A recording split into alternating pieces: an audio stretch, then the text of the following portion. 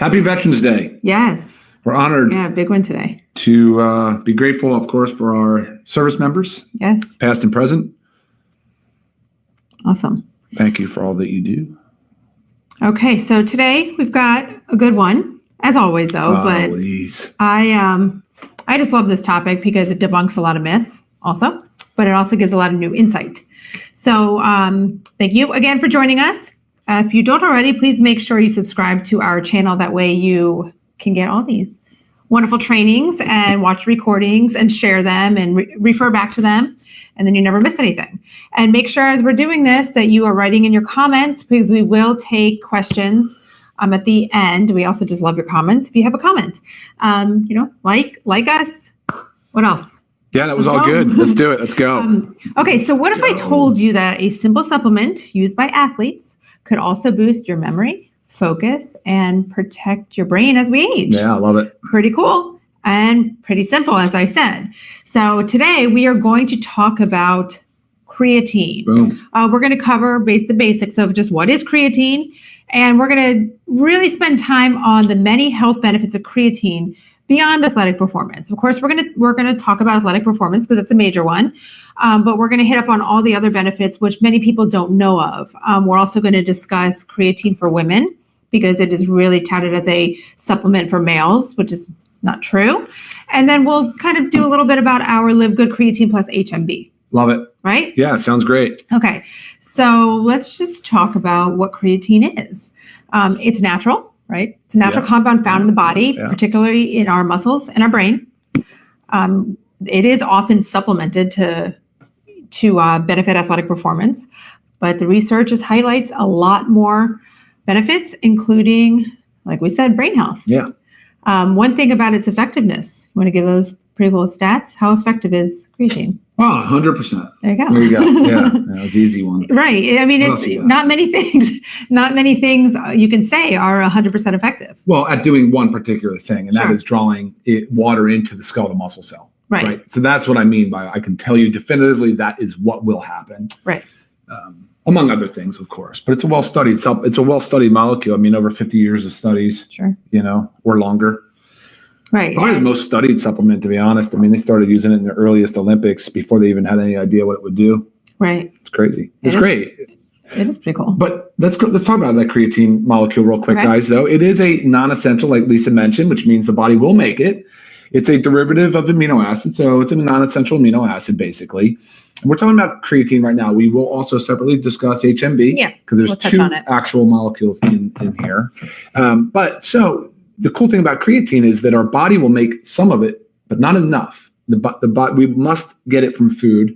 And when we don't get enough from food, and there's vegans and vegetarians that can struggle with this, that's when the body can deplete its reserves to bare minimum, basically. And that can create problems. Right. That can create some of the issues. And we'll go into some of those things today. But there's different stages of life. I mean, now the science is supporting there's no contraindication for anybody, even if you're a dialysis patient with renal impairments. I'm not suggesting you do this without talking to your provider, but you should be supplementing with creatine as early as adolescence through obviously into your elder years. Right. Yeah, I was going to say too I was reading a study on the use in adolescence and how how safe and effective it is. Yeah. The one thing is as we age, our natural stores of creatine decline. So, children don't have that, but they also don't have the best of diets, to get the nutrients they need. And creatine's very high in meat. Meat and fish. Red meat. Yeah, I'll just say just meat eggs, and fish. Yeah. Right. Eggs, yep. So that's why when Ryan mentioned that vegetarians and vegans might struggle with this, particularly, yes. So even more the reason to supplement. Yeah, the body needs in its reserve. So here's the cool thing about creatine. Creatine actually it has a reserve in muscle tissue and skeletal muscle tissue. It helps with the energy sort of regeneration. It helps improve the amount of ATP that's available to the cell. And as Lisa says, we start to deplete, we lose some of our creatine. What's ATP? ATP is adenosine triphosphate, but it's your energy currency. Okay. And so it does a really good job at recycling ATP for the cell. That's why that's so good for brain health, because it's such a high energy demand center. But in our skeletal muscle, where we're trying to build lean muscle mass, we want to maintain lean muscle mass. we have to do work, right? And when we do the work, whether it's lifting weights or exercise or endurance training, things of that nature, your body goes under stress. And of course, when you have the creatine reserve there, it can help you increase your output and thereby increasing, what's that term used when it says muscle growth? Hypertrophy. So it can help grow more muscle, of course. Okay. So one thing that you said that I like, so the brain is a high energy demand center. Yeah. So a lot of times when we think about energy, so we've known like creatine enhances athletic performance because of the availability of ATP, like our energy. But you don't necessarily think of like your brain being a high energy demand center. Like the brain works so hard all the time. It requires so much energy to function at its best. So you can't just think of energy as like our performance, our body's performance or athletic performance. Exactly. But when I was talking about that creatine reserve, though, so just to illustrate that, so if a normal concentration in tissue and skeletal muscle tissue is like, say, 100 to 120 millimoles per kilogram, just disregard that for a moment. But when you supplement with creatine, it can go to 160 millimoles per kilogram. That is roughly a 30% increase in your creatine store. That's a really big number. Right. And that right there explains a lot of how this works, in the fact that the body will store it, will use it, and it's important to replenish it. Right. Awesome. Yeah. Okay. So, I mean, in a nutshell, we kind of talked about why our brain and why our bodies need creatine, but we know the athletic performance. It helps with muscle growth and strength. It promotes muscle growth by increasing the water content in the muscle cells, right? Sure. And then when it goes to the brain function, it helps, and especially in demanding cognitive tasks. Okay. But also has protective benefits during, aging, times of stress, right? Times of stress, neurodegenerative diseases, which also that's times of stress on the brain. Which would be like Alzheimer's and Parkinson's, and then now you're calling diabetes type 3, or what was I going to say? Alzheimer's. You're calling Alzheimer's type 3 diabetes. So there's some inflammation, of course, of the vasculature in the brain. So but it's a lot of people. Sleep distress. And one comment that came in about menopause, hormonal fluctuations can cause. Sure. Yes. I mean, I have a whole thing, and we'll touch on specifically creatine for women. But what I'm talking about right now goes for everybody. And, Ryan did mention the sleep. So, sleep deprivation like really stresses our brain, right? You feel like you go through the day, you're just feeling out of it. You can't get your thoughts together. But there's many studies that say, like, actually, I wrote down the outcome of this one study. These outcomes suggest that a high single dose of creatine can partially reverse metabolic alterations and fatigue-related cognitive deterioration. And this study was on sleep deprivation. So it's a really cool thing, because I feel like a lot of us aren't getting enough sleep. Especially, work, stress, children. I know sometimes we have preteens, but we still get interrupted sleep, and it's just an important thing, and we just don't focus on it as much. We might say, "Oh, I'm okay with 5 hours," but like you're running on fumes. So the benefits of supplementing with creatine, great for your brain health. Anti-aging effects, that has a lot to do with what we just said, the increases in muscle mass that can come along with supplementing with creatine, your cognitive function, your physical performance. It improves your quality of life because of all that, reduces age-related frailty. So what's there not to love about it? It's just like, it's crazy when you see all of this, how beneficial it is. But I feel like the biggest thing is, let's go into females. I used to always think creatine was just for men, right? This is many years ago. I've been using creatine for a very long time.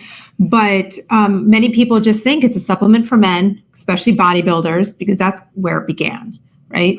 But this supplement is so important, as Ryan said earlier, for everybody.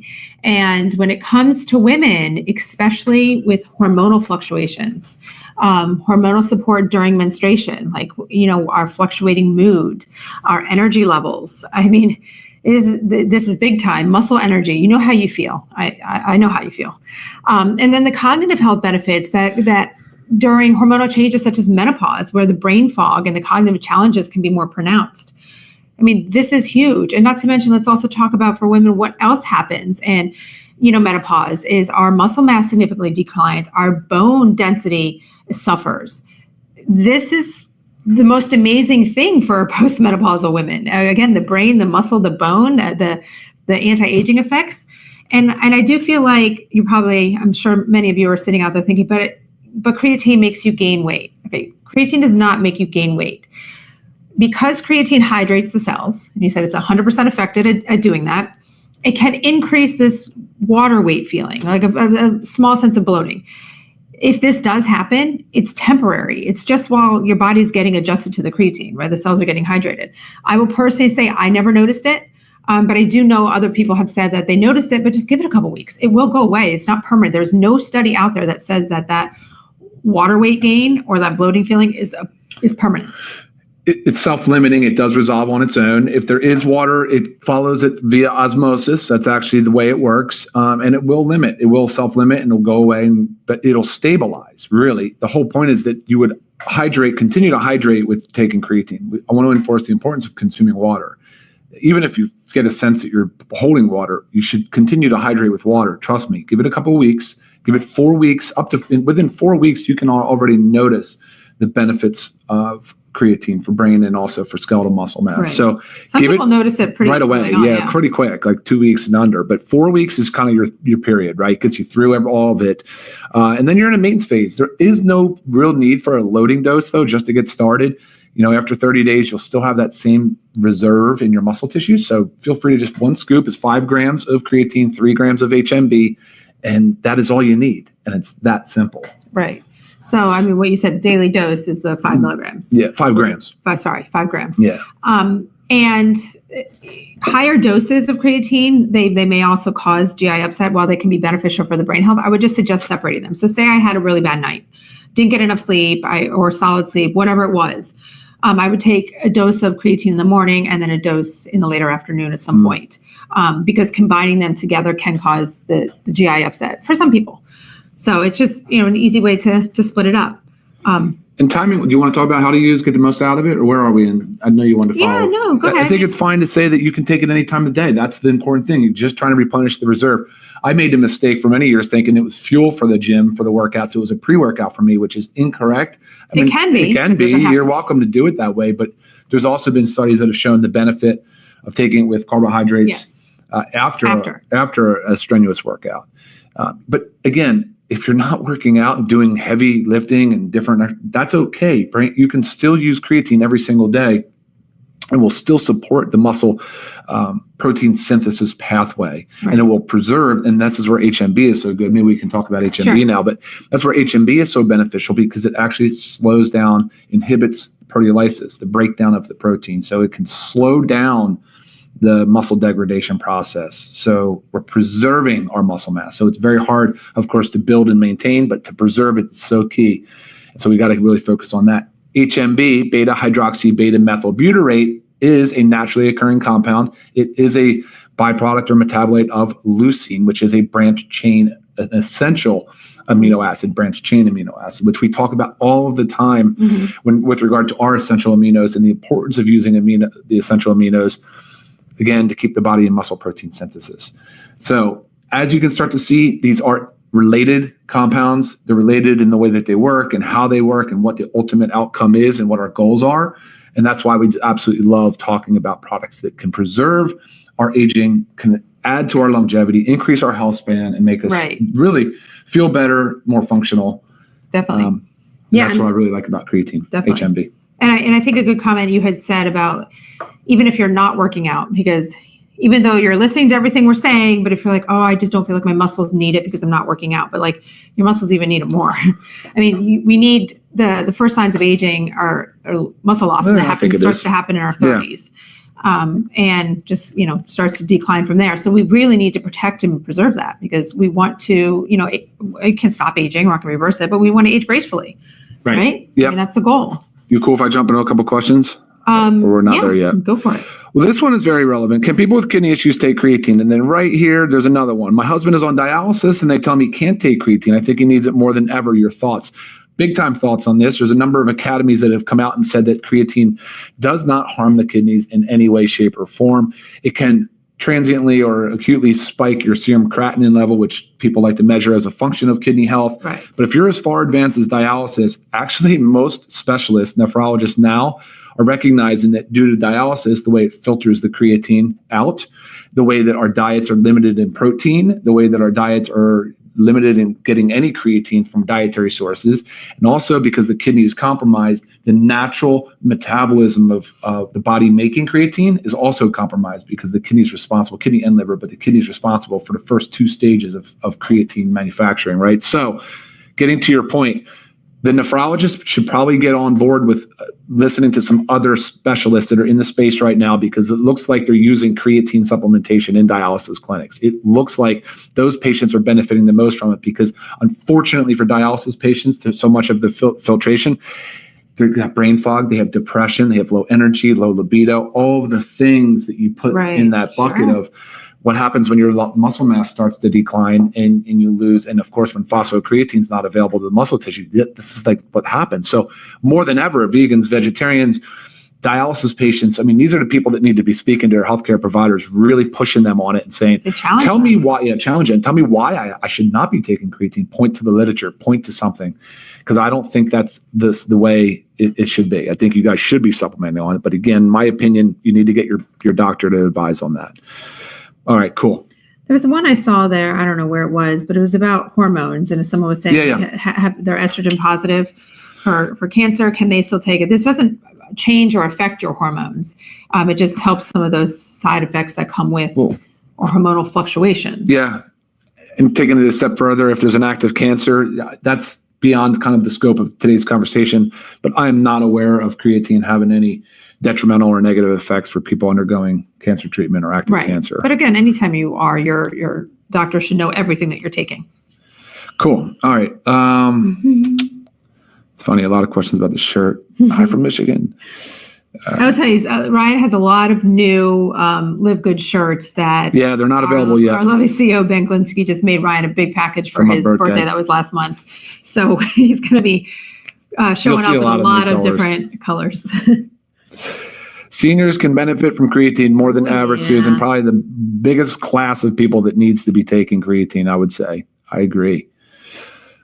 Oh, boy. Yeah, it was kind of funny. You know, my mom has been taking creatine, and then when I was visiting them like a handful of months ago, I realized my dad wasn't putting it in with his like mix of all our LiveGood powders. I said, why are you taking the creatine? He's like, well, nobody told me I should. I'm like, yes, Dad. Very important. Everybody needs this. Did we cover everything that's relevant to creatine H&B? Is there anything that we left out? Not that I want to. I did mention the bone health. I'm hoping I mentioned the bone health. I know I talked about postmenopausal women and what happens with our bone density decline, but it appears to enhance the effects of resistance training on bone density. So again, this is all complementary to like what we're doing to help increase bone density. But I feel like taste specifically. I'll tell you, taste of ours. It is bitter, but is that the H&B? No, it's just that's what. There's no additives, so there's nothing else in here other than creatine and H&B. That is it. So if you were just to mix it with water, it would taste bitter. You mix it with any other powder. Someone was just writing here, they put in their coffee, right? I mix it with our essential aminos and our E3. So, I do it as well with the essential aminos, and the fruit punch is back online today, guys. Sorry for the delay. You throw it in your smoothie. But again, even if you just wanted to put it in water, just because it's bitter doesn't mean it's bad. We're not supposed to sit and sip it like it's like a lemonade, right? It's a nutritional supplement. We need to take it for our health benefits. How long does it take to see a difference in a person in their 60s? Same thing. Give it 4 weeks, but 2 weeks you should start feeling benefits. And again, if you're working out, which you should be, then you'll definitely notice benefits, probably even faster. And especially the recovery. Also too, as we age, we don't recover as quick from our workouts. So you feel like you need to take more days off because your body just, is hating you. It helps with recovery, both the creatine and the HMB. For members, our price is $19.95. If you're new to LiveGood, just to let you know, we do have a membership option that, honestly, if you're buying more than one supplement a month, it makes sense because the membership's only $9.95 if you would do the monthly. So members, it's $19.95, and our retail price is $24.95. So regardless, such a effective supplement for the price. Yeah. You can't go wrong. You really can't go wrong. And it should be dosed. It should be taken every day. Some people, I do know some doctors that write about they take it, on their lifting days. I don't I mean, we need this every day. So.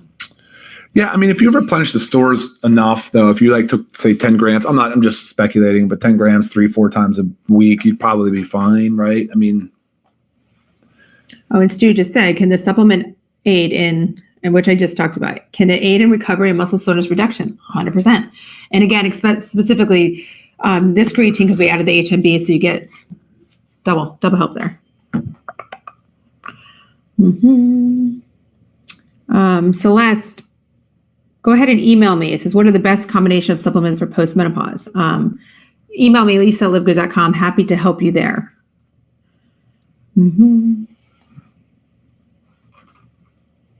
All right. What else?